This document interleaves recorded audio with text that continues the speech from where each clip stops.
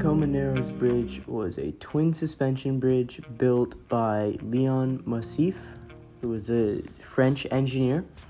It was built across the Tacoma Narrows Strait in Pierce County, Washington. It was opened on July 1st, 1940, and it collapsed shortly after on November 7th of the same year. Now, what caused it to fail?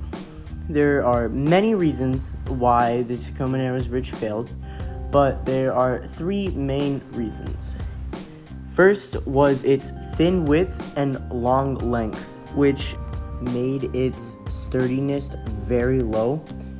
It also had very shallow, solid plate girders that only extended 8 feet, which also reduced its structural integrity heavily and made it overall very little resistance for twisting forces, which was one of the largest failure points and a very large contributing factor to its entire collapse. The last failure point for the bridge, which is the entire reason why it collapsed in the first place, is because the shape of the bridge acted as a kind of airfoil or wing, and that created heavy drag and lift forces on the entire bridge, which combined with all of the other failure points like the low twisting resistance and the thin width, very structurally unsound, and caused it to have extremely large twisting motions that you can see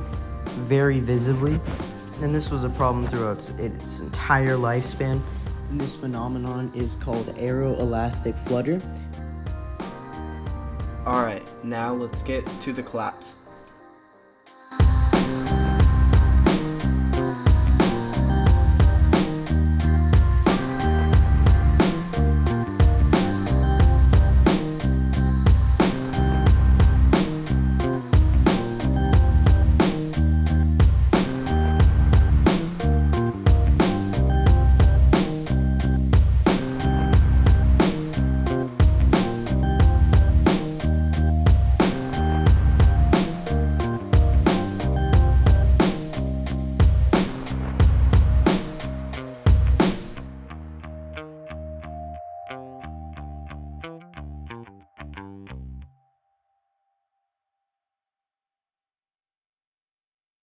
So, the aftermath.